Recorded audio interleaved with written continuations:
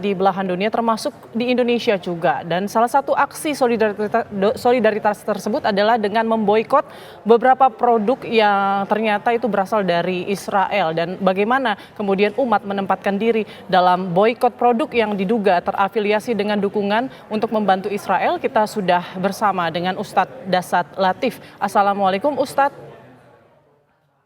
Waalaikumsalam warahmatullahi wabarakatuh, Ustadz, Mbak Putri. ya baik. Saat ini banyak sekali gerakan-gerakan yang memboikot produk-produk yang terafiliasi dengan Israel.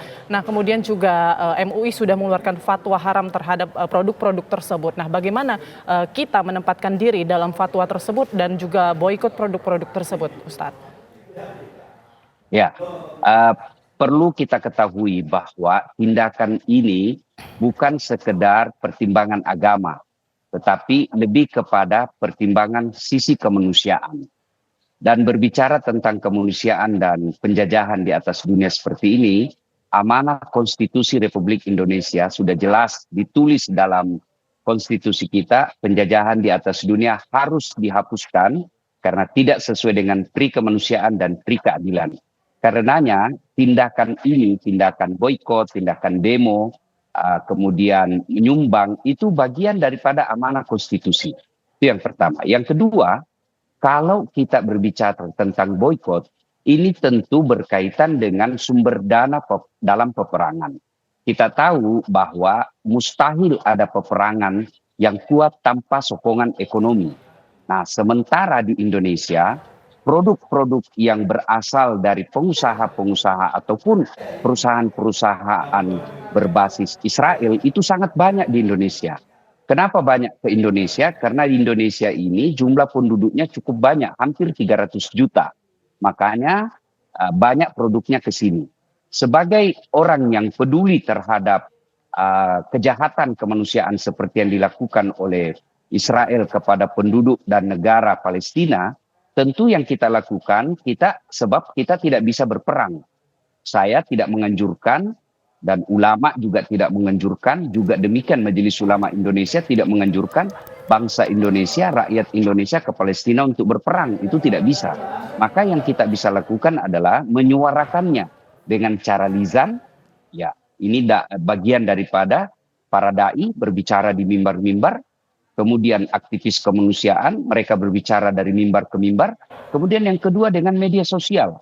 Manfaatkan media sosial kita untuk menyebarluaskan apa kekejaman yang dilakukan oleh bangsa Yahudi ini, bangsa Israel ini kepada orang-orang yang ada di Palestina. Maka kita sebarluaskan. Kemudian yang ketiga ini tindakan boikot. Kenapa kita boikot? Sebab produknya banyak di sini, dan kalau itu konsisten kita lakukan boikot, kita tidak mau belanja, maka itu berpengaruh secara signifikan terhadap keuangan bangsa Yahudi.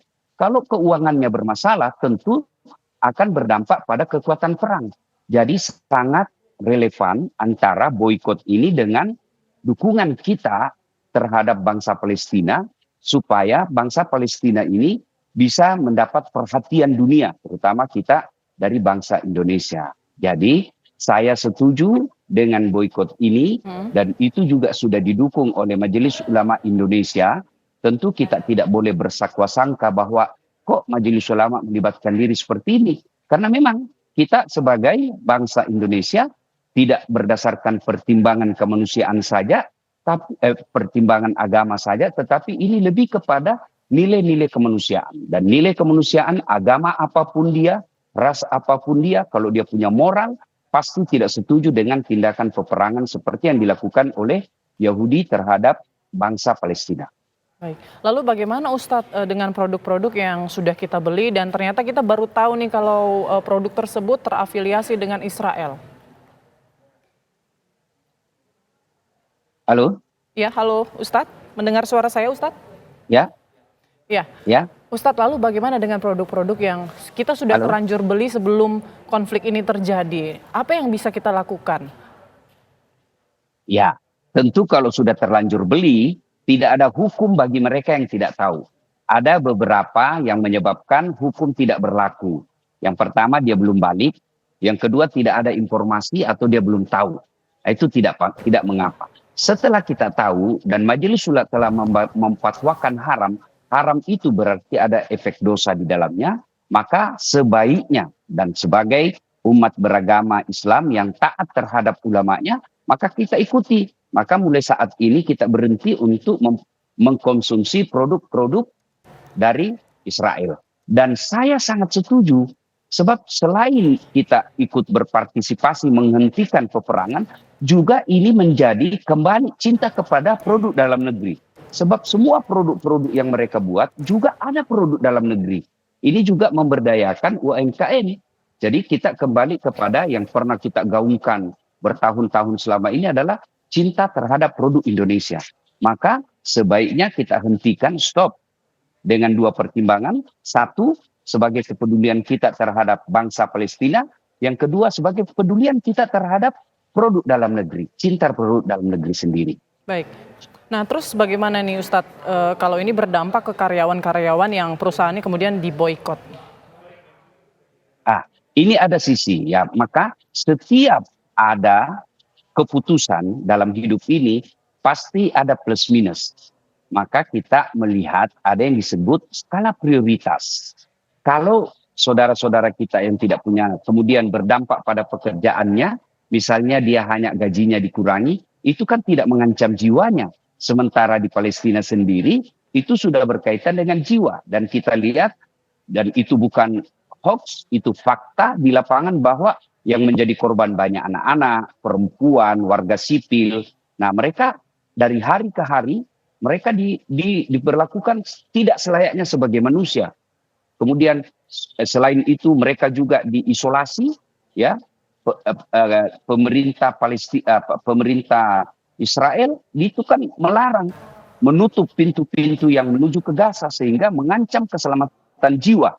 Dalam syariat Islam, apabila sudah mengancam keselamatan jiwa, daruriyah namanya, maka itu lebih diprioritaskan daripada yang lainnya.